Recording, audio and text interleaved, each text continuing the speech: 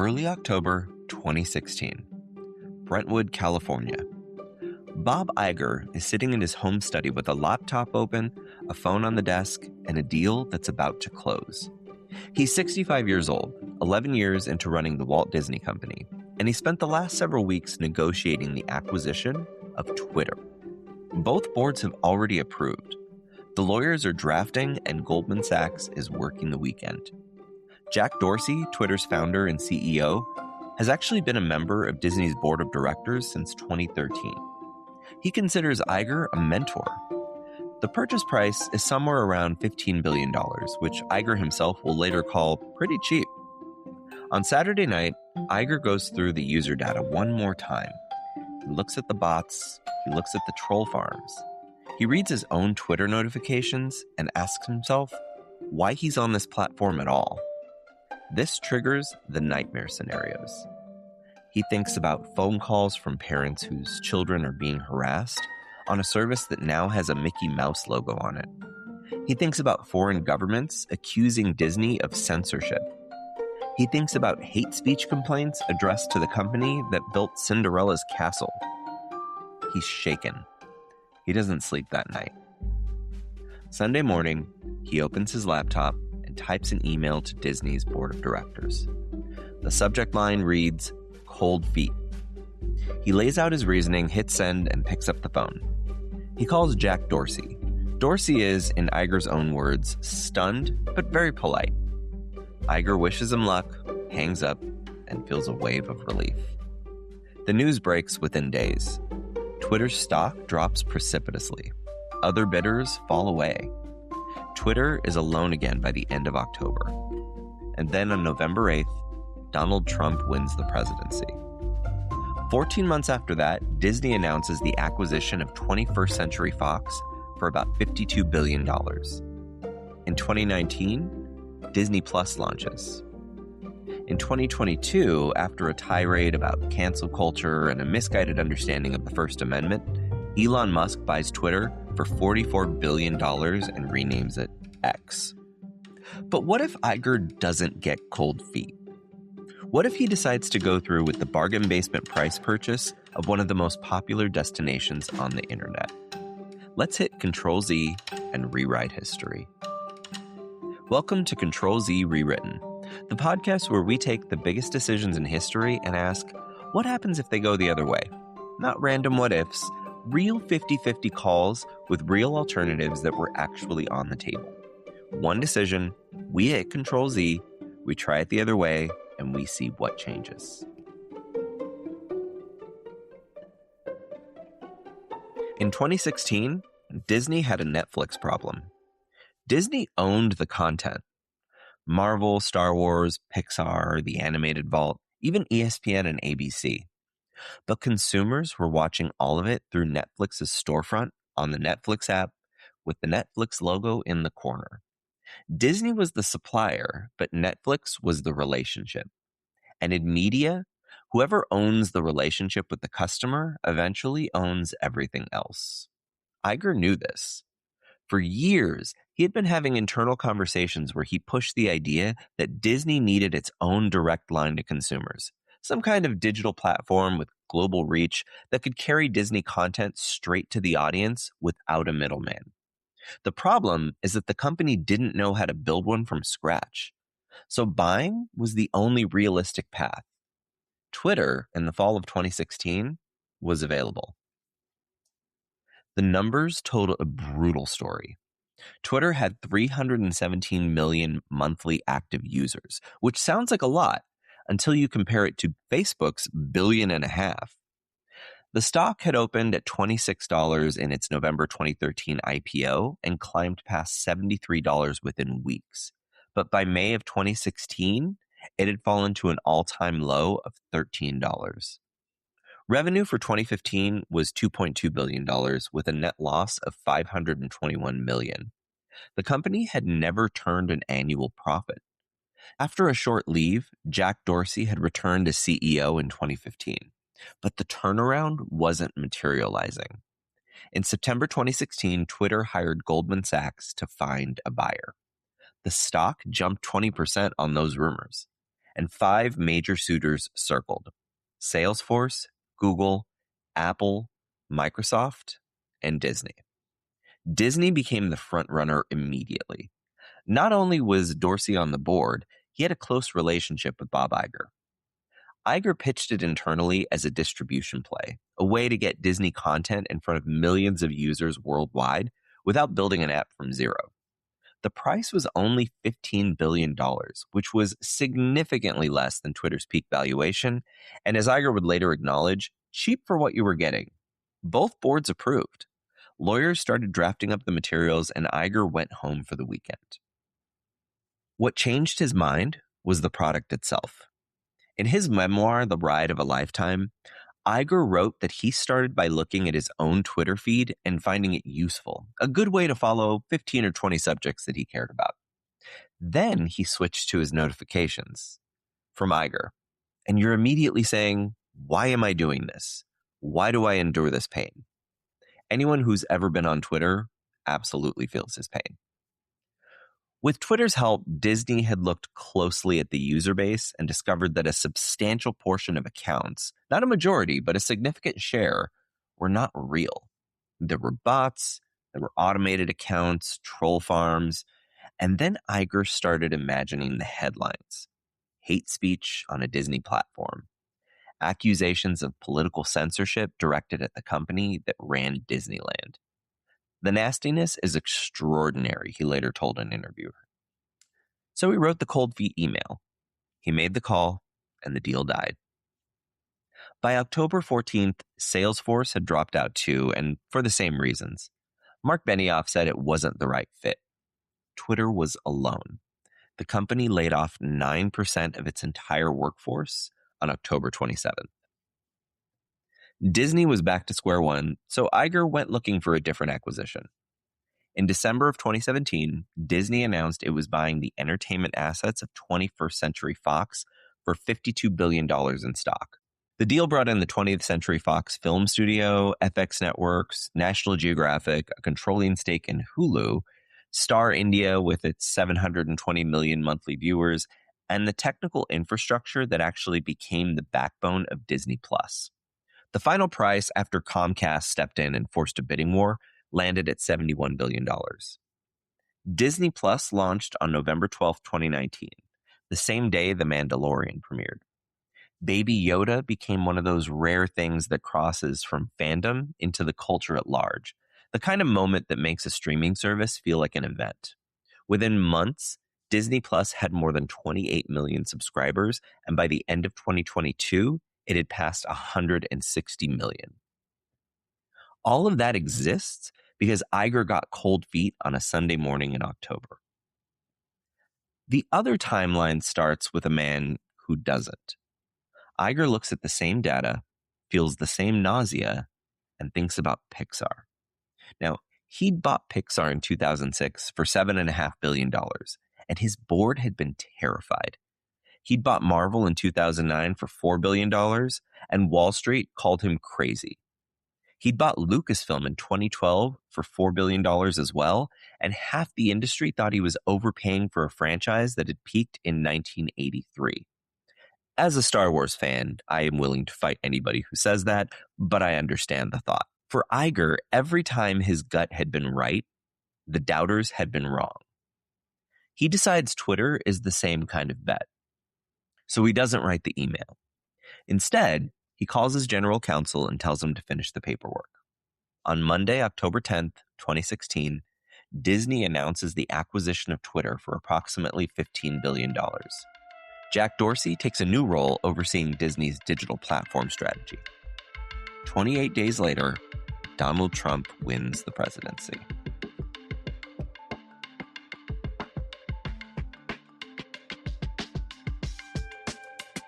On election night 2016, Donald Trump has about 13 million Twitter followers. By inauguration in January, that number passes 20 million. But by the middle of 2017, it's 30 million and climbing. Every tweet, every insult, every 3 a.m. rant about the failing New York Times, every attack on a federal judge or a union leader or an 18-year-old college student who asked a tough question at a town hall, all of it is now hosted on a Disney property. Iger's own politics aren't a mystery in 2016. He's a Hillary Clinton donor. He'd actually even considered running for president himself as a Democrat. After the election, he joins Trump's Presidential Business Advisory Council because he thinks being in the room is better than being shut out. He justified this to Disney shareholders in March of 2017, saying, "I think there's an opportunity when you're in the room where it happens to express opinions I believe would be in the best interest of the company and its shareholders." On June 1st of 2017, Trump announces that the U.S. is withdrawing from the Paris Climate Accord. In the real timeline, Iger resigned from the council that same day via an announcement on Twitter. But in the Control-Z timeline, Iger can't post a public protest on a platform his company owns while simultaneously moderating the account of the president he's protesting. The CEO of Disney can't criticize a sitting president on a Disney product that hosts the president's most powerful communications channel. So he resigns from the council quietly through a press release, and the moment passes without the viral force that it carried in real life. That's a small thing. The big thing is what Iger's team is learning every single day about what it means to be the editorial authority behind the most consequential social media account on the planet. Trump attacks a federal judge on Twitter. That's a Disney platform. Trump retweets a white nationalist account. That's a Disney platform. Trump calls the press the enemy of the people. Disney is the company that employs ABC News journalists, reporters who now work for the same corporation that provides the megaphone for attacks on their profession. Every moderation decision, every content policy call, every algorithmic choice about what gets amplified and what gets suppressed is a decision made by the same company that runs It's a Small World. Real-world Twitter executives spent 4 years wrestling with this exact problem. They developed policies, they applied labels, they debated internally, they got attacked from both sides, and ultimately, they punted on the hardest calls by carving out a public interest exception for world leaders. Those executives worked at a tech company that everyone knew, but nobody loved. Twitter was famous, but it wasn't a brand that lived in your kid's bedroom, or at least it shouldn't. Iger runs the company that does. When Twitter's head of trust and safety made a moderation call in 2018, nobody picketed a theme park over it. When Disney's head of trust and safety makes the same call, parents are writing letters. August 12th, 2017, Charlottesville, Virginia. A white nationalist rally called Unite the Right turns violent. A car drives into a crowd of counter-protesters and kills a 32-year-old woman named Heather Heyer. On August 15th, Trump holds a press conference at Trump Tower in New York City and says there were very fine people on both sides. Corporate CEOs resign from Trump's advisory councils in waves. Kenneth Frazier of Merck goes first, then the head of Under Armour, then the CEO of Intel.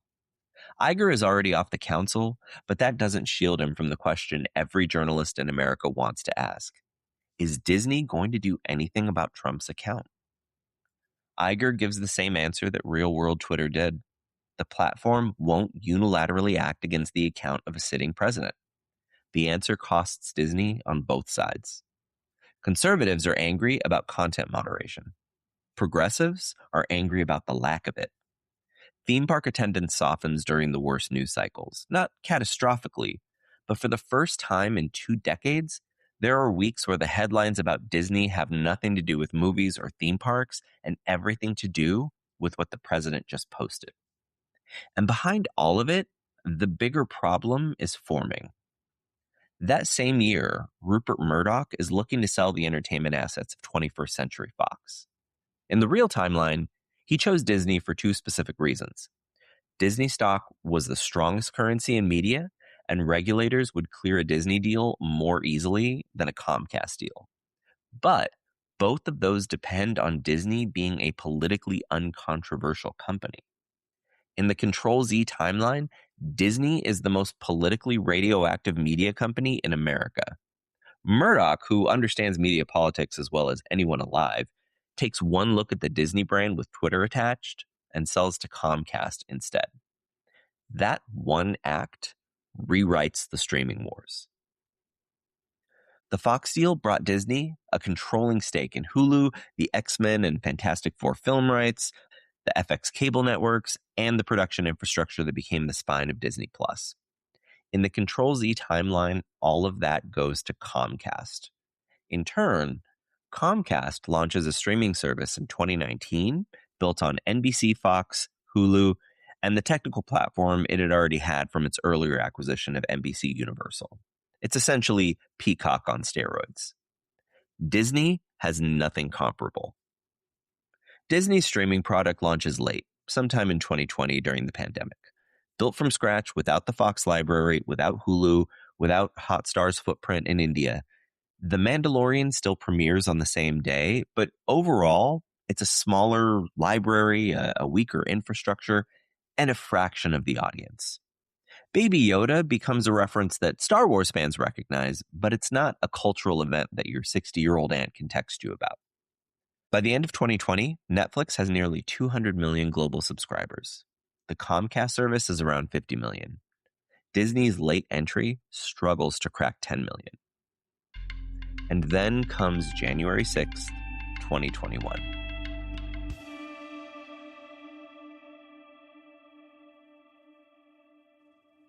In the real timeline, here's what happened.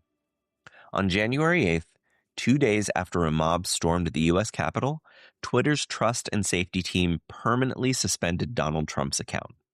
The ban was signed off by Jack Dorsey and announced in a corporate blog post. The stated reason was 2 specific tweets that violated Twitter's glorification of violence policy. Trump had 88 million followers at the time of the suspension. That decision was made by a tech company's content moderation team. It was a company built for this kind of call, or at least a company that had spent years preparing for that possibility. In the Control-Z timeline, the same decision lands on the desk of the Walt Disney Company. It's morning, January 6th, 2021. Iger is in Burbank watching cable news. Suddenly, the breaking news coverage hits. The Capitol has been overrun by Donald Trump supporters at his behest. Rioters carrying Confederate flags walk through the rotunda. Trump is tweeting from the White House. ABC News, which is Disney, is broadcasting the assault live. Every minute that passes, the company that made Bambi is hosting the account of the man whose supporters are smashing windows in the Senate chamber. By this time, Iger has spent 4 years deferring this decision. Every time the question came up, whether it was Charlottesville or the enemy of the people tweets, or the retweets of conspiracy accounts, or the false claims about mail-in ballots in the months before the 2020 election, there was always a reason to wait. There was a policy to point to, a precedent about world leaders, or even a legal team counseling patients. But none of those reasons are working anymore, because the footage on his own network is showing what happens when the deferral runs out of road. He calls Dorsey, who is still running the platform under Disney's umbrella. Within hours, Disney announces the suspension. The announcement doesn't come from an anonymous trust and safety team in San Francisco. It comes from a Disney corporate communications email signed by Iger, framed as a terms of service violation and a public safety decision. The CEO of the Walt Disney Company is putting his name on the decision to cut off the President of the United States. The reaction is instantaneous. Republican boycott calls start within 12 hours.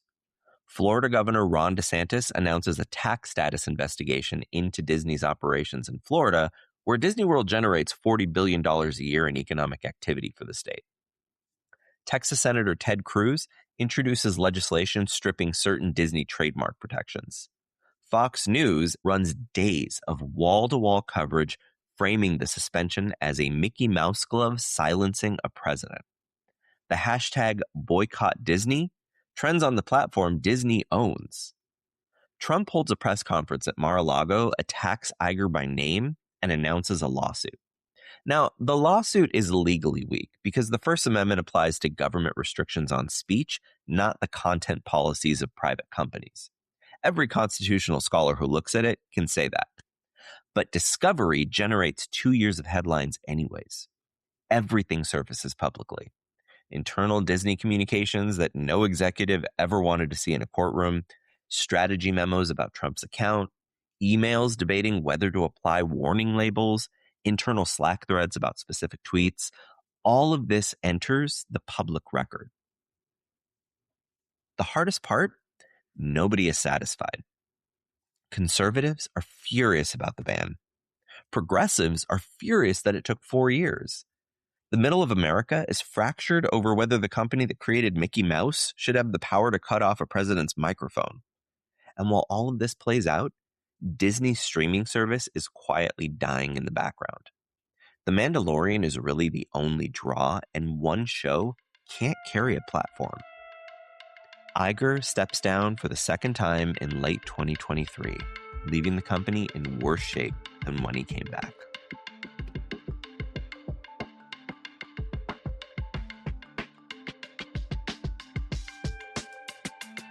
Pull back from one company and look at what the culture lost. The streaming wars settle into a two-horse race. Netflix owns international. Comcast, armed with the Fox library and Hulu, owns the American living room. Disney's late entry limps along on a thin catalog of originals and the animated vault, pulling single-digit millions of subscribers while its competitors count in the hundreds of millions. The Marvel Cinematic Universe in 2024 is still the biggest franchise in Hollywood. The movies still open at $200 million weekends, but the spaces between them stretch longer, and the universe feels quieter in the gaps. Marvel Studios releases 2 or 3 movies a year instead of juggling movies and streaming series simultaneously. Characters like Wanda Maximoff, Kate Bishop, and Miss Marvel stay as supporting players in ensemble films instead of getting their own TV series. Kevin Feige is forced to run a tighter operation with a smaller canvas. The X-Men, Fantastic Four, and most importantly, Deadpool never come home to Marvel Studios. They stay at 20th Century Fox under Comcast. And Comcast keeps making X-Men movies the way Fox always did. Mid-budget, solid opening weekend, but pissing off all the hardcore fans. Ryan Reynolds makes a Deadpool 3 for Comcast that does well, but the crossover with the Avengers that fans spent a decade begging for stays a fantasy, because the characters live at 2 different companies. Lucasfilm in the Control-Z timeline is stuck. Disney's streaming service exists, but with fewer than 10 million subscribers, it can't justify the budgets that ambitious television requires. The Last Jedi divided the fan base in 2017, Solo underperformed in 2018, and every big Star Wars project is still a $200 million theatrical bet. Dave Filoni has spent almost 2 decades building a character named Ahsoka Tano from a teenage cartoon sidekick into one of the most beloved figures in the franchise. And in our world, Disney Plus gave him the budget and the platform to tell her story in live action. In the Control-Z timeline, he has to pitch it as a feature film. Lucasfilm says no because the audience is too niche. Tony Gilroy, the writer behind the Bourne films, is available to do something ambitious with Star Wars, but without a streaming platform big enough to take a risk on a slow-burn espionage drama called Andor, nobody greenlights it. Star Wars in the mid-2020s is a franchise that announces movies, delays them, and then sells merchandise from the original trilogy to parents who watched it as kids. But the political damage is where the real weight falls. In our world, the content moderation fights of 2020 and 2021 were arguments about Twitter, Facebook, and YouTube, 3 tech companies that Americans had opinions about but no emotional attachment to. Nobody grew up watching Twitter or Facebook. But in the Control-Z timeline, the same arguments are about Disney. The most recognizable family brand in America is at the center of every fight about who gets silenced and whether private companies should have that power at all. Congressional hearings now feature Bob Iger in the witness chair, explaining content moderation policy to senators who are also asking him about when the next Pixar movie comes out because their grandkids are big fans. But the absurdity of it doesn't make the political consequences any less real. The DeSantis versus Disney conflict over Florida's Parental Rights and Education Act lasted 18 months in our world. But now, DeSantis isn't fighting Disney over a press statement about a Florida education law. He's fighting the company that banned the President of the United States from its platform. So the political support behind him is broader, the war lasts longer, but it still ends the same way. Disney loses its Reedy Creek Special Tax District and tens of billions of dollars in market cap.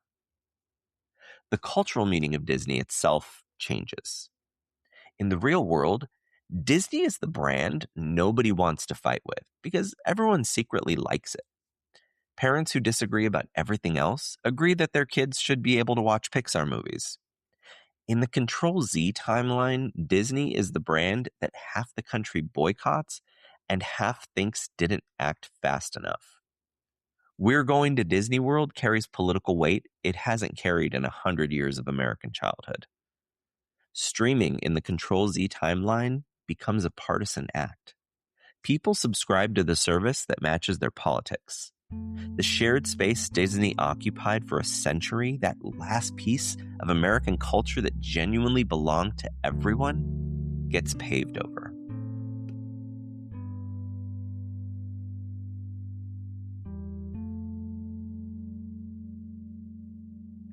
The strange thing about the decision Iger actually made on that Sunday in October is that he didn't make it for noble reasons.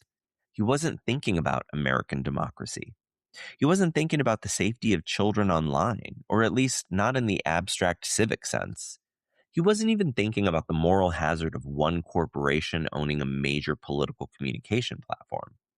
He was thinking about Disney's brand, about phone calls he didn't want to take, and about headlines he could already see writing themselves. And he especially decided he didn't want to see them next to Mickey Mouse. It was a corporate decision made on the basis of corporate self-interest. But it was the right call. What saved Disney wasn't foresight about Trump or January 6th or the fracture of American public life along the fault lines of social media. Iger didn't know any of that was coming. Nobody did. What saved Disney is that the man at the top had spent his career operating on a single principle. The brand is the only real asset, and you don't put the brand somewhere you can't control. Twitter was somewhere he couldn't control. He recognized that on a Sunday morning, and he sent the email. A month later, Trump won the presidency. Real-world Twitter spent 4 years wrestling with the problem Disney would have inherited entirely. On January 8th, 2021, Twitter made the call that in the Control-Z timeline would have fallen to Iger and the Disney brand. In October 2022, Elon Musk bought Twitter for $44 billion and turned it into a project nobody still fully understands to this day. If Disney had owned it, Iger would have been left holding something he couldn't sell and couldn't explain, a platform that had become too politically volatile to keep, but too embedded in American political life to simply shut down. Iger's own framing of that Sunday morning is 2 words: cold feet. That's a better description than he probably realizes. Cold feet aren't strategy. Cold feet are the body refusing to do something the brain has already approved. Iger's brain and the Disney board had approved this deal. The bankers were already on the clock. The man who almost ended Disney as we know it was the same man who looked at his Twitter notifications on a Sunday morning and felt his stomach turn. The history we ended up getting, Disney owning Marvel, Star Wars, and Hulu, Disney Plus, The Mandalorian as a cultural event, Hamilton turning Disney Plus into appointment streaming during the pandemic, all exists because Bob Iger trusted his stomach over his brain. The history we didn't get, where Disney becomes a politically toxic liability and Walt begins rolling over in his grave, is the one where he overruled it. Decisions don't get do-overs, but on this show they do. If you like the show, please rate and subscribe wherever you happen to be listening. It helps other people find the show and allows me to understand whether people actually enjoy it. Until next time, I'm Kevin Perez Allen. Thanks for hitting Control-Z with me.